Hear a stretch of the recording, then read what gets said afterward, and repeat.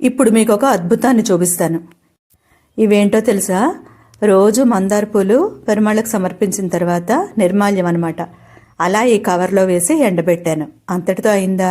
మొన్న హైదరాబాద్లో కుంభవృష్టి, బీభత్సమైన కుంభవృష్టి కురిసింది. నేను మర్చిపోయాను, అలా బయటే ఉన్నాయి. అయితే ఈరోజు తీసానమాట. బాగా ముద్దయిపోయి ఉంటాయి. ఇంకా దాన్ని ఏదో ఇప్పటికీ ఉపయోగించుకొని మిగిలినవి పడేద్దామని. అయితే ఏంటంటే నిన్న బాగా ఎండ రావడం వల్ల చక్క అంతా పొడి పొడిగా ఉన్నాయన్నమాట. అందుకని వాటిని అట్లాగే మళ్ళీ కవర్లో వేసి మళ్ళీ అక్కడే పెట్టానమాట. ఈరోజు కూడా బాగా ఎండ వచ్చింది. వీలైతే ఈరోజు సాయంత్రం దాచాలి.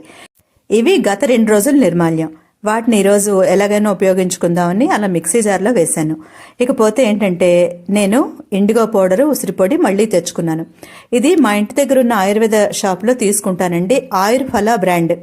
అయితే నేను ముందు బ్రాండ్ చూడలేదు, ప్యాకింగ్ మారిందనమాట. ఆయనతో అంటాను, లేదు ఇవి నేను ఎప్పుడూ కొనేవి కాదు అని. లేదు మేడం, ప్యాకింగ్ మారింది అంటారు ఆయన. బ్రాండ్ పేరు చూసి అప్పుడు సరే అనుకున్నాను. ఇదిగో ఇవి చూసారా, ఇలా ఉండేవన్నమాట ఇదివరకు ప్యాకింగ్. అయితే ఈ పైపోతల వల్ల పెద్దగా ఉపయోగం లేదండి. నేను చెప్తున్నాను కదా, ఇవి నా బడ్జెట్లో దొరుకుతున్నాయి కాబట్టే నేను కొంటాను తప్ప ఇవే కొంచెం ఎక్కువ ఖరీదైతే నేను కొనను. ముఖమైనా కేశాలైనా సరే అంతర్గతంగా అవి పనితీరు బాగుండి బయటికి దాని ప్రతిఫలం రావాలని నేను అనుకుంటానండి. అదే నిజం కూడా. అయితే ఈ పైపోతలన్నీ కూడా మన తృప్తి కోసం చేసుకోవడంలో తప్పేం లేదు, కానీ లాంగ్ రన్లో ఉంటుంది రిజల్ట్ అన్నది. రేపు శ్రీరామనవమి కదా, రేపే కాదండి ఎప్పుడు రోజు చదువుకునే మంచి శ్లోకాల కోసం చూస్తున్నారా? అయితే ఛానల్ పేరు కింద క్లిక్ చేయండి, మీకు కనిపిస్తుంది. అందరికీ నమస్కారం.